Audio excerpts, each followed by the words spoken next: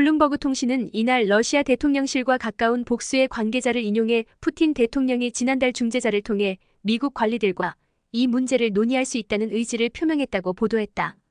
그는 또 우크라이나의 북대서양조약기구 나토 가입 반대는 철회될 수 있지만 러시아군이 점령한 우크라이나 영토에 대한 러시아의 통제는 허용돼야 한다고 강조했다. 2022년 2월 우크라이나를 침공한 러시아군은 현재 우크라이나 영토의 18%를 차지하고 있다. 페스코프 러시아 대통령실 대변인은 26일 기자회견에서 기자의 질문에 거짓 보도이며 전혀 사실이 아니다라며 강하게 부인했다. 미국 관리들 역시 전면 부인했다. 러시아의 현 정부는 늑대 소년입니다. 무엇이 있고 무엇이 아닌지를 설명함으로써 세계의 건전한 국가들의 정권들은 러시아에 대한 뉴스를 의심하고 있다. 그들은 러시아 대부분 독재 국가를 이용하려 하지만 표면상으로는 돈 때문에 러시아에 동조하고 있을 뿐이다. 신뢰가 거의 사라진 상황에서 러시아에 대한 전망은 어둡다. 따라서 이 소식은 일어나지 않을 수도 있는 일 중 하나일 뿐입니다. 우크라이나가 승리하도록 내버려 두는 것 외에 다른 선택지는 없을 것이며 이는 세계와 경제의 안정에 기여할 것입니다. 이것이 사실이라면 이치가 다르다. 우선 러시아가 우크라이나 점령지에서 철수하면 자연스럽게 종전을 맞이할 수 있다.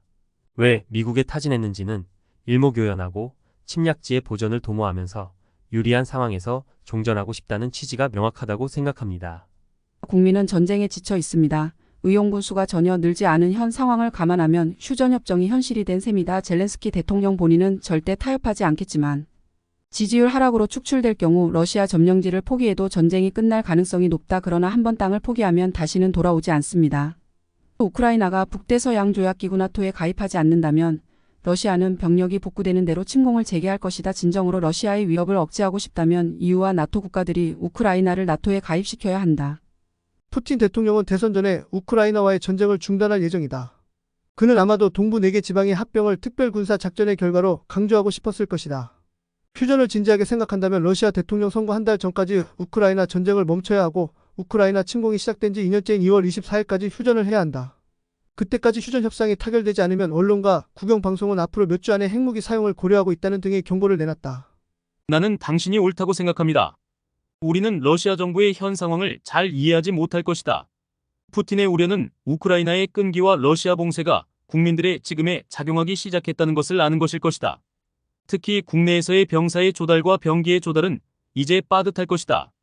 특별군사작전은 특별군사작전의 틀을 넘지 못할 것이다. 러시아 정부가 우크라이나의 NATO 진출을 포기하더라도 영토의 18%를 사수하겠다는 것이 러시아 국내 정치의 한계일 것이다. 땅 따먹기 종전이라는 이미지는 좋지만 실제로는 땅도 별 의미가 없네요. 석유나 이런 게 무궁무진하게 나오는 곳이라면 몰라도 푸틴이 우크라이나에서 군대를 철수하는 것 외에는 휴전은 없을 것이다. 러시아의 군사력은 심각하게 약화되고 있으며 무능한 전투로 인명과 군사적 손실이 계속 증가하고 있다. 나는 우크라이나의 공세가 봄과 가을에 의미 있는 결과를 낳기를 간절히 바란다. 아직 종전하지 않아요. 어쩌면 그들은 우크라이나 전쟁을 끝내고 싶어 할지도 모르지만 현재 상황에서 전쟁을 끝내는 것에 대해 진지하게 생각하지 않고 있다. 최소한 돈바스 2개 주도네츠크와 루안스크를 모두 점령해야 특별 군사작전의 성과를 자랑할 수 있다. 이는 미국 언론에 의도적으로 유출된 심리전이다. 만약 미국 국민들이 러시아가 전쟁이 계속되는 것을 원하지 않는다고 생각한다면 그들은 당연히 군사 원조를 중단할 것이다. 유익하셨다면 구독, 좋아요 부탁합니다.